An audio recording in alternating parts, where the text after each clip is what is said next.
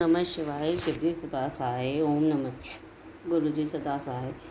गुरुजी महाराज का भोलेनाथ का ध्यान करते हुए आज हम वेद संहिता उत्तरखंड का 10 से लेके 12 तक का अध्याय पढ़ेंगे। तो आइए शुरू करते हैं। भगवान शिव के प्रति श्रद्धा भक्ति की आवश्यकता का प्रतिपादन, शिव धर्म के 4 पादों का वर्णन एवं ज्ञान योग के साधनों और शिव धर्म के अधिकारियों का निरूपण, शिव पूजन के अनेक प्रकार और अनन्य चित्त से भजन की महिमा।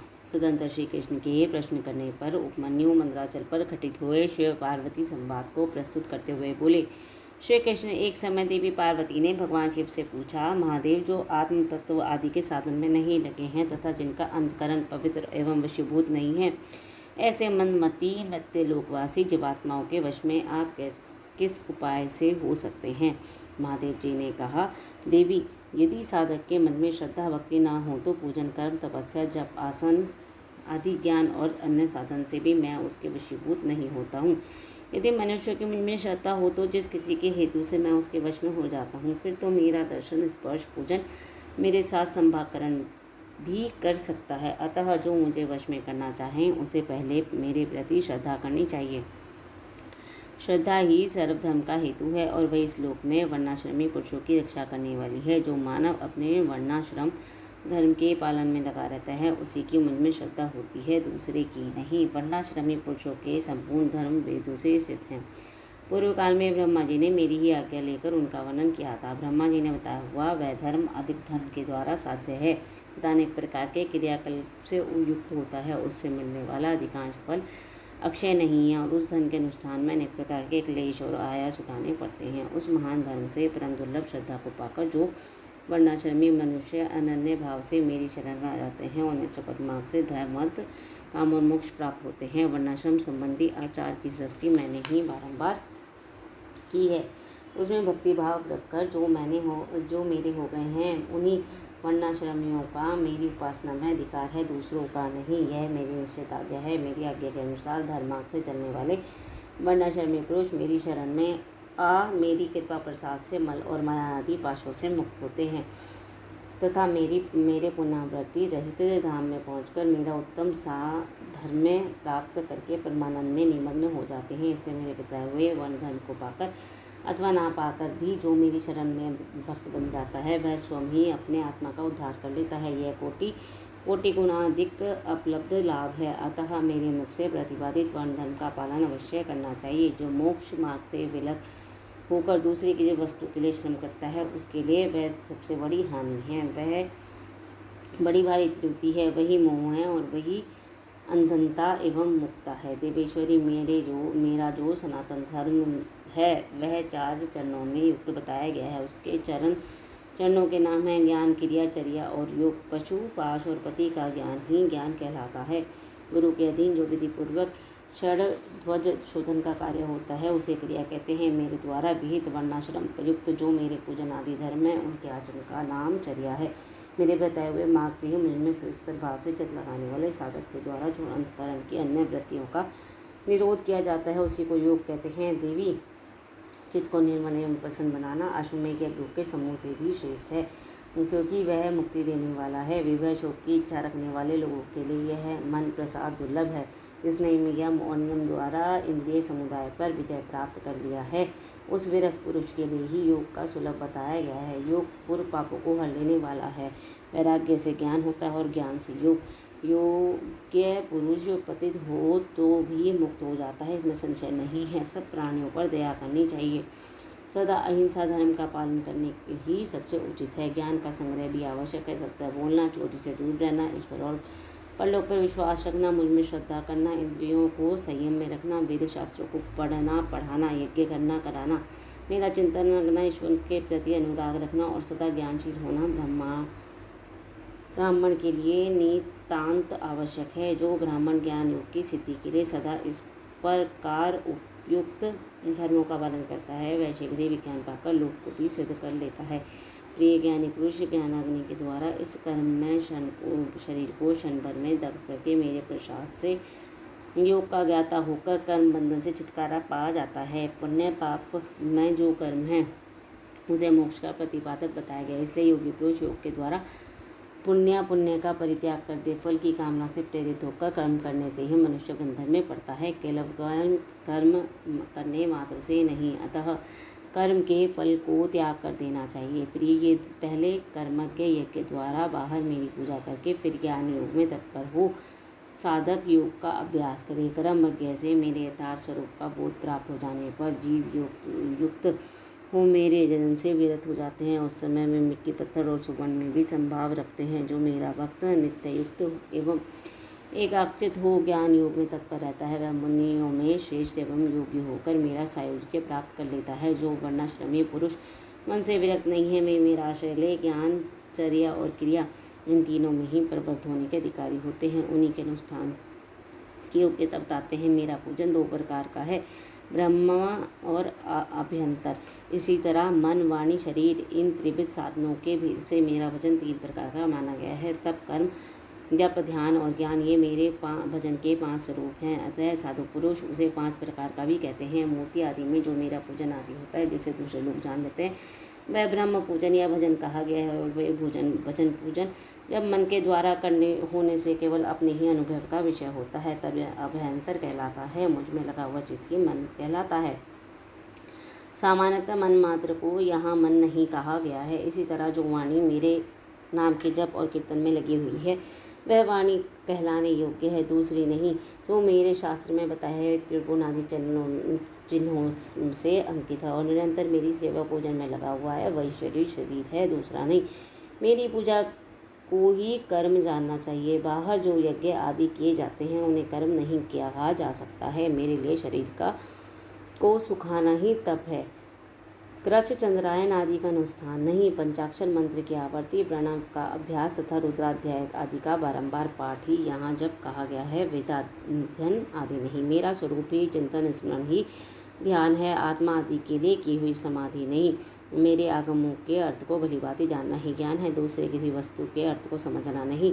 देवी, पूर्व वासनावश ब्रह्मा आदि अभ्यंतर जिस पूजन के में मन का अनुराग हो, उसी में दृढ़ निष्ठा रखनी चाहिए। ब्रह्म पूजन से अभ्यंतर पूजन 100 गुना अधिक श्रेष्ठ है, क्योंकि इसमें दोषों का मिश्रण नहीं होगा। अतः प्रत्यक्ष दिखने वाले दोषों को भी वहाँ संभावना नहीं रहती और भीतर की शुद्धि को ही शुद्धि समझनी चाहिए। बाहरी शुद्धि को शुद्धि नहीं कहते हैं। जो आंतरिक शुद्धि से रहित है, वह बाहर से शुद्ध होने पर भी अशुद्ध ही है। देवी, ब्रह्मा और अभ्यंतर दोनों ही प्रकार का भजन भाव अनुराग पूर्वक ही होना चाहिए, बिना भाव के नहीं। भाव रहित भजन तो एकमात्र विप्रलभ छलना का ही कारण होता है। मैं तो सदा ही कृतकृत्य एवं पवित्र हूँ, मनुष्य मेरा क्या करेंगे। उनके द्वारा किए गए ब्रह्मा अथवा अभ्यंतर पूजन में उनका जो भाव प्रेम है, उसी को मैं ग्रहण करता हूँ। देवी, क्रिया का एकमात्र आत्मा भाव ही है, वही मेरा सनातन धर्म है। मन, वाणी और कर्म द्वारा कहीं भी किंचित फल की इच्छा न रखकर ही क्रिया करनी चाहिए। देवेश्वरी, फल का उद्देश्य रखने से मेरा आश्रय लघु हो जाता है, क्योंकि फलार्थी में यदि फल ना मिला तो वह मुझे छोड़ सकता है। सती साध्वी देवी, फलार्थी होने पर भी जिस साधक का चित्त मुझ में प्रतिष्ठित है, उसे उसके भाव के अनुसार फल मैं अवश्य देता हूँ। जिसका मन फल की इच्छा न रखकर मुझ में लगा हुआ है, परंतु पीछे में फल चाहने लगे हों, वे भक्त भी मुझे प्रिय हैं। जो पूर्व संस्कार वश जो फलाफल की चिंता न करके विवश होकर मेरी शरण लेते हैं, वे भक्त मुझे अधिक प्रिय हैं। परमेश्वरी, उन भक्तों के लिए मेरी प्राप्ति से बढ़कर दूसरा कोई वास्तविक लाभ नहीं है, तथा मेरे लिए वैसी ही भक्तों की प्राप्ति से बढ़कर कोई दूसरा लाभ नहीं है। मुझमें समर्पित हुआ उनका भाव मेरे अनुग्रह से ही उनको मानो बलपूर्वक परम निर्वाण रूप प्रदान करता है, जिन्होंने अपने चित्त से मुझे समर्पित कर दिया हो। अतएव जो मेरे अनन्य भक्त हैं, वे महात्मा पुरुष ही मेरे धर्म के अधिकारी हैं। उनके 8 लक्षण बताए गए हैं। मेरे भक्तजनों के प्रति स्नेह, मेरी पूजा का अनुमोदन, स्वयं की भी मेरे पूजन में प्रवृत्ति, मेरे लिए ही शारीरिक चेष्टाओं का होना, मेरी कथा सुनने में भक्तिभाव, कथा सुनते समय स्वर, नेत्र और अंगों में विकार का होना, बारंबार मेरी स्मृति, सदा मेरे लिए आश्रित रहकर ही जीवन निर्वाह करना। ये प्रकार के चिन्ह यदि किसी मलिच्छ में भी हो तो वह विप्र, शिरोमणि, श्रीमान मुनि है, वह सन्यासी और वही पंडित है। जो मेरा भक्त नहीं है, वह चारों वेदों का विद्वान हो तो भी मुझे प्रिय नहीं है, परंतु जो मेरा भक्त है, वह चांडाल भी हो तो मुझे प्रिय है। उसे उपहार देना चाहिए, उससे प्रसाद ग्रहण करना चाहिए। वह मेरे समान पूजनीय है। जो भक्ति भाव से मुझे पत्र, पुष्प, फल और जल समर्पित करता है, उसके लिए मैं अदृश्य नहीं होता हूँ, मेरी दृष्टि से कभी ओझल नहीं होता है। इस प्रकार 10वां अध्याय समाप्त। वर्णाश्रम धर्म तथा नारी धर्म का वर्णन, शिव के भजन, चिंतन एवं ज्ञान की महत्ता का प्रतिपादन। महादेव जी कहते हैं, देवेश्वरी में अधिकारी, विद्वान और श्रेष्ठ ब्राह्मण भक्तों के लिए संक्षेप से वर्ण धर्म का वर्णन करता हूँ। तीनों कालों का स्नान, अग्निहोत्र,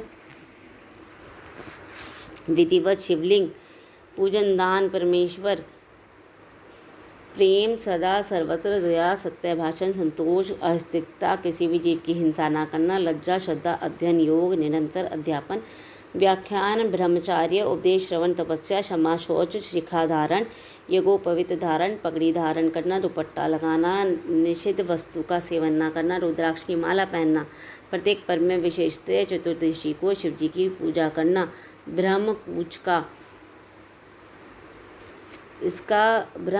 अध्याय में वर्णन इस प्रकार है। गोमूत्र, गोबर, दूध, दही, घी और कुशा का जल, ये पवित्र और पापनाशक पंचगव्य कहे गए हैं। कुशोदक मिश्रित पंचगव्य ही ब्रह्मकुच कहलाता है। ब्रह्मकुच का विधान करने वाले को उचित है कि काली गौ का गोमूत्र, सफ़ेद गौ का गोबर, तांबे के रंग की गौ का दूध, लाल गायों का दही और कपिला गौ का घी अथवा कपिला गौ का ही गोमूत्र आदि 5 वस्तुएं लगाएं। पहले पल गोमूत्र, आधे अंगूठे भर गोबर, 7 पल दूध, 3 पल दही, 1 पल घी और 1 पल कुशा का जल ग्रहण करें। गायत्री मंत्र से गोमूत्र, गंध द्वारा मंत्र से गोबर, आप्यास्व मंत्र से दूध, दधि क्राव्य मंत्र से दही, तजोवसी शुक्र मंत्र से घी और देवस्य त्वचा मंत्र से कुशा का जल ग्रहण करें। इस प्रकार इच्छाओं से पवित्र किए गए पंचगव्य को अग्नि के पास रखें। अपोहिष्टा मंत्र से गोमूत्र आदि को चलाएं। माँ नास्तों के मंत्र से अभिमंत्रित करें। मथे इरावती इंद्र विष्णु, माँ नस्तोके और शवंती इन ऋचाओं द्वारा अग्रभाग से युक्त 7 हरित कुशाओं से पंचगव्य का होम करें। होम से बचे हुए पंचगव्य को ओंकार पढ़कर मिलाएं। ओंकार उच्चारण करके माथे ओंकार पढ़कर उठाएं और ओंकार उच्चारण करके दुष्पी में जिसे अग्निकाठ को जलाता है, वैसे ही ब्रह्मकुच मनुष्य के तत्वों और हाड़ों में टिके हुए पापों को जला देता है।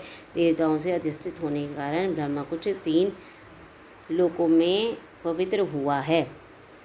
तो ब्रह्मकुच का पान प्रत्येक मास में ब्रह्मकुच से विधिपूर्वक मुझे नहलाकर मेरा विशेष रूप से पूजन करना, संपूर्ण क्रिया अन्न त्याग का त्याग, श्रद्धा नन का प्रतित्याग, बासी अन्न और विशेषतः याचक कुलथी या बोरोधान का त्याग, मद और मद की गंध का त्याग, शिव को निवेदित चंडेश्वर के भाग नैवेद्य का त्याग में सभी वर्णों को सामान्य धर्म है। ब्राह्मणों के लिए विशेष धर्म है कि क्षमा, शांति, संतोष, सत्य, असत्य, चोरी ना करना, ब्रह्मचार्य, शिव ज्ञान, वैराग्य, भस्म सेवन और सब प्रकार से आसक्तियों के निवृत्ति।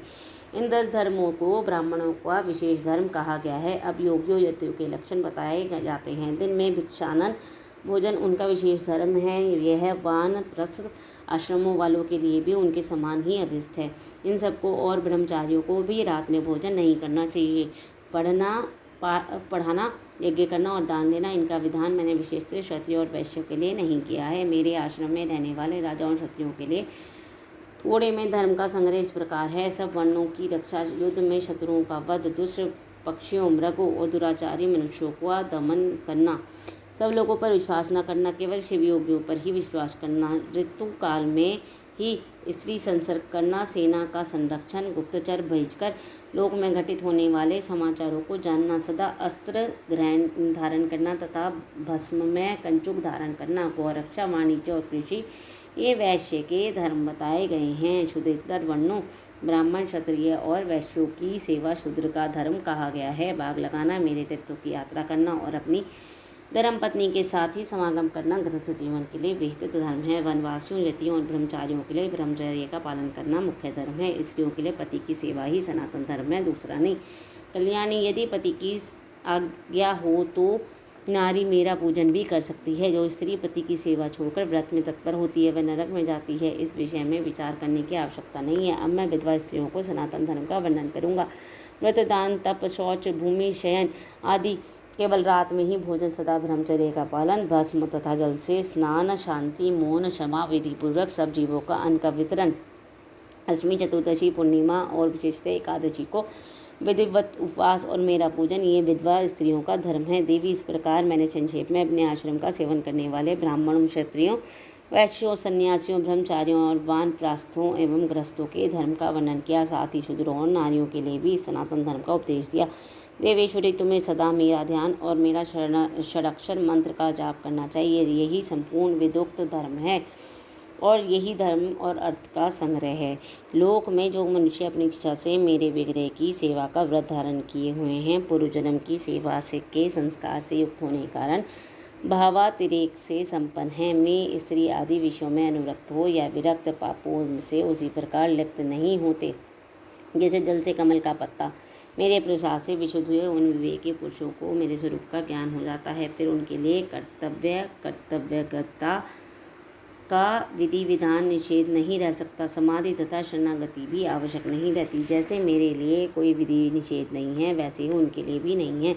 परिपूर्ण होने के कारण जैसे मेरे लिए कुछ साध्य नहीं है उसी प्रकार उन कृत्य ज्ञान योगियों के लिए भी कोई कर्तव्य नहीं रह जाता है। वे मेरे वक्तव्य हित के लिए मानव भाव का आश्रय लेकर भूतल पर स्थित हैं। उन्हें रुद्र लोक से परिभ्रष्ट रुद्र को ही समझना चाहिए, इसमें संशय नहीं है। जैसे मेरी आज्ञा ब्रह्मा आदि देवताओं के कार्य में प्रवृत्त करने वाली है उसी प्रकार उन जीव योगियों की आज्ञा भी अन्य मनुष्यों के कर्तव्य धर्म में लगाने वाली है। वे मेरी आज्ञा के आधार हैं। उनमें अतिशय सद्भाव भी है, इसीलिए उनका दर्शन मात्र करने से सब पापों का नाश हो जाता है तथा प्रस्थ फल की प्राप्ति हो सूचित करने वाले विश्वास की भी वृद्धि होती है। जिन पुरुषों का मुझ में अनुराग है उन्हें उन बातों का भी ज्ञान हो जाता है जो पहले उनके देखे उनमें अनुभव में नहीं आई हो।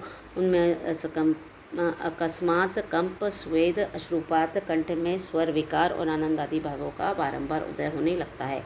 ये सब लक्षण उनमें कभी एक एक करके अलग अलग प्रकट होते हैं और उनमें कभी संपूर्ण भावों का भाव एक साथ उदय होने लगता है। कभी विलग न होने वाले इन मध्यम और उत्तम भावों द्वारा उन श्रेष्ठ सत्पुरुषों की पहचान करनी चाहिए। जैसे जब लोहा आग में तत्पर लाल हो जाता है तब वह लोहा नहीं रह जाता, उसी तरह मेरा सानिध्य प्राप्त होने के बाद मनुष्य नहीं रह जाते, मेरा स्वरूप हो जाते हैं। हाथ पैर आदि के साथ धर्म में से मानव शरीर धारण करने पर भी वे वास्तव में रुद्र हैं। उनके प्राकृतिक मनुष्य समझकर विद्वान पुरुष उनकी अवहेलना ना करें। जो मूर्छित मानव उनके प्रति अवहेलना करते हैं, मैं अपनी आयु, लक्ष्मी, कुल और शील को त्याग कर नरक में गिरते हैं। अथवा बहुत कहने से क्या लाभ।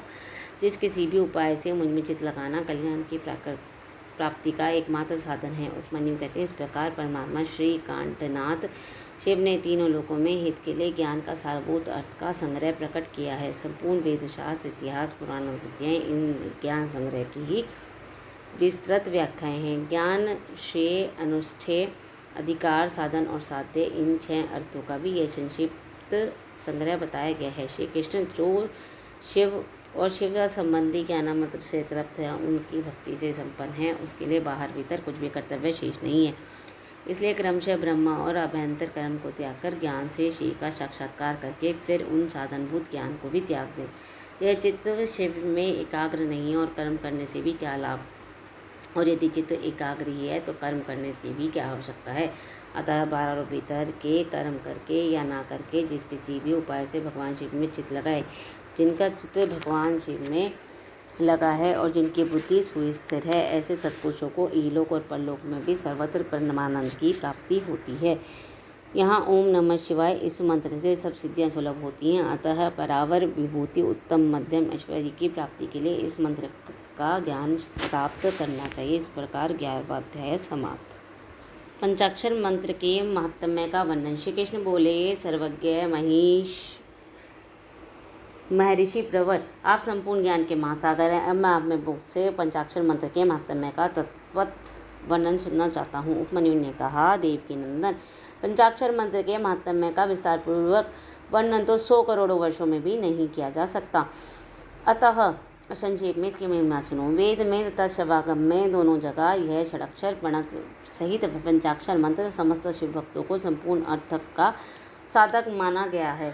इस मंत्र में अक्षर तो थोड़े ही हैं, परंतु यह महान अर्थ से संपन्न है। यह वेद का सार तत्व है, मोक्ष देने वाला है, शिव की आज्ञा से सिद्ध है, संदेह शून्य है और शिव स्वरूप वाक्य है। यह नाना प्रकार की सिद्धियों से युक्त दिव्य, लोगों के मन को प्रसन्न और निर्मल करने वाला, स्वयं निश्चित अर्थ वाला तथा निश्चयी मनोरथों को पूर्ण करने वाला तथा परमेश्वर का गंभीर वचन है। इस मंत्र का सुख से सुख पूर्वक उच्चारण होता है। सर्वज्ञ शिव ने संपूर्ण देहधारियों के सारे मनोरथों की सिद्धि के लिए ओम नमः शिवाय मंत्र का प्रतिपादन किया है। यह आदि षडाक्षर मंत्र संपूर्ण विद्याओं मंत्रों का बीज मूल है। जैसे वट के बीज में महान वृक्ष छिपा हुआ है, उसी प्रकार अत्यंत सूक्ष्म होने पर भी इस मंत्र का महान अर्थ से परिपूर्ण समझना चाहिए। ओम इस एकाक्षर मंत्र में तीनों गुणों से अतीत, सर्वज्ञ, सर्वकर्ता, स्तुतिमान, सर्वव्यापी प्रभु शिव प्रतिष्ठित है। ईशान आदि में जो सूक्ष्म इक्षाक्षर रूप ब्रह्मा है, वे सब नमः शिवाय इस मंत्र में क्रम से स्थित है। सूक्ष्म षडाक्षर मंत्र में पंच ब्रह्म रूपधारी साक्षात भगवान शिव स्वभावतः वाच्यवायक भाव से विराजमान है। अपने में होने के कारण शिववाच्य और मंत्र उनके वाचक माना गया है। शिव और मंत्र का यह वाच्य भाव अनादिकाल से चला आ रहा है। जैसे यह घोर संसार सागर अनादिकाल से प्रवृत्त है, उसी प्रकार संसार से छुड़ाने वाले भगवान शिव भी अनादिकाल से नित्य ही विराजमान है। जैसे औषध रोगों को स्वभावतः शत्रु, इसी प्रकार भगवान शिव संसार दोषों के स्वाभाविक शत्रु माने गए हैं। यदि ये भगवान विश्वनाथ न होते तो यह जगत अंधकार में हो जाता, क्योंकि प्रकृति जड़ है और जीवात्मा ज्ञानी, अतः इन्हें प्रकाश देने वाले परमात्मा ही हैं। प्रकृति से लेकर परमाणु पर्यंत जो कुछ भी जड़ रूप तत्व है, वह किसी बुद्धिमान चेतन कारण के बिना स्वयं करता नहीं देखा गया है। जीवों के लिए धर्म करते और अधर्म से बचने का उपदेश दिया जाता है। उनके बंधन और मोक्ष भी देखे जा सकते हैं। अतः विचार करके सर्वज्ञ परमात्मा शिव के बिना प्राणियों की आदि सर्ग की सिद्धि नहीं होती। जैसे रोगी वैद्य के बिना सुख से रहित हो कलेश उठाते हैं, उसी प्रकार सर्वज्ञ शिव का आश्रय न लेने से संसारी जीव नाना प्रकार के क्लेश भोगते हैं। अतः ये सिद्ध हुआ कि जीवों का संसार सागर से उद्धार करने वाले स्वामी अनादि सर्वज्ञ परिपूर्ण सदाशिव विद्यमान है। मैं प्रभु आदि मध्य और अंत से रहित हैं, स्वभावते ही में ही निर्मल है और सर्वज्ञ एवं परिपूर्ण है। उन्हें शिव नाम से ही जानना चाहिए। शिवागम में उनके स्वरूप का विशद रूप से वर्णन है। यह पंचाक्षर मंत्र उनका अभिधान वाचक है और इनमें शिव अभिदेव वाच्य हैं। अभिधान और अभिदेव वाचक का वाच्य रूप होने के कारण परम शिव स्वरूप यह मंत्र सिद्ध माना गया है। ओम नमः शिवाय ये जो षडाक्षर शिव वाक्य है, इतना ही शिव ज्ञान और इतना ही परम पद है। यह शिव का विधि वाक्य है, अर्थवाद नहीं है। यह उन्हीं शिव का स्वरूप है जो सर्वज्ञ परिपूर्ण और स्वभावतः निर्मल है, जो समस्त लोगों पर अनुग्रह करने वाले हैं। मैं भगवान शिव झूठी बात कैसे कह सकते हैं? जो सर्वज्ञ है, वे तो मंत्र से जितना फल मिलता है उतना पूरा का पूरा बताएंगे, परंतु जो राग और अज्ञान आदि दोषों से ग्रस्त है, वे ही झूठी बात कह सकते हैं। मैं राग और अज्ञान आदि दोष ईश्वर में नहीं है, अतः ईश्वर कैसे झूठ बोल सकते हैं? जिनका संपूर्ण दोषों से कभी परिचय नहीं हुआ, उन सर्वज्ञ शिव ने जिस निर्मल वाक्य पंचाक्षर मंत्र का प्रणयन किया है, वह प्रमाणभूत ही है, इसमें संशय नहीं है। इसलिए विद्वान पुरुष को चाहिए कि वह ईश्वर के वचनों पर श्रद्धा करे। यथार्थ पाप पुण्य के विषय में ईश्वर के वचनों पर श्रद्धा न करने वाला पुरुष नरक में जाता है। शांत स्वभाव वाले श्रेष्ठ मुनियों ने स्वर्ग और मोक्ष की सिद्धि के लिए जो सुंदर बात कही है, उसे सुभाषित समझना चाहिए। जो वाक्य राग, द्वेष, असत्य, काम, क्रोध और तृष्णा का अनुसरण करने वाला हो, वह नरक का हेतु होने के कारण दुर्भाषित कहलाता है। अविद्या एवं राग से युक्त वाक्य जन्म मरण रूप संसार कलेश की प्राप्ति में कारण होता है। अतः वह कोमल, ललित एवं संस्कृत संस्कार युक्त हो तो भी उससे कहने से क्या लाभ, जिसे सुनकर कल्याण की प्राप्ति न हो तथा राग आदि दोषों का नाश न हो जाए। वह वाक्य सुंदर शब्दावली से युक्त न हो तो भी शोभन और समझने योग्य है। मंत्रों की संख्या बहुत होने पर भी जैसे विमल षडाक्षर मंत्र का निर्माण सर्वज्ञ शिव ने किया है, उसके समान कोई दूसरा मंत्र नहीं है। षडाक्षर मंत्र में छहों अंगुर रहित संपूर्ण वेद और शास्त्र विद्यमान है, अतः उसके समान दूसरा कोई मंत्र कहीं नहीं है। 7 करोड़ महामंत्रों और अनेकोनेक उपमंत्रों से यह षडाक्षर मंत्र उसी प्रकार भिन्न है जैसे वृत्ति से सूत्र जिसने जितने शिव ज्ञान है और जो विद्या स्थान है वे सब षडाक्षर मंत्र रूप वाले सूत्र के संक्षिप्त भाष्य हैं, जिनके हृदय में ओम नमः शिवाय ये षडाक्षर मंत्र प्रतिष्ठित है। उसे दूसरे बहुसंख्य मंत्रों से अधिक विस्तृत शास्त्रों से क्या प्रयोजन है। जिसने ओम नमः शिवाय मंत्र का जप दृढ़ता पूर्वक कर लिया है, उसने संपूर्ण शास्त्र पढ़ लिया और समस्त शुभ कृत्यों का अनुष्ठान पूरा कर लिया। आदि में नमः पद से युक्त शिवाय ये 3 अक्षर जिसके जिह्वा से अग्रभाग में विद्यमान हैं, उसका जीवन सफल हो गया। पंचाक्षर मंत्र के जप में लगा हुआ पुरुष यदि पंडित, मूर्ख, अन्य अथवा अधम भी हो तो वह पाप पंजर से मुक्त हो जाता है। इस प्रकार 12वां अध्याय समाप्त। ओम नमः शिवाय। शिवजी सदा सहाय। ओम नमः शिवाय। गुरु जी सदा सहाय। जय गुरु जी महाराज। शुक्राना गुरु जी।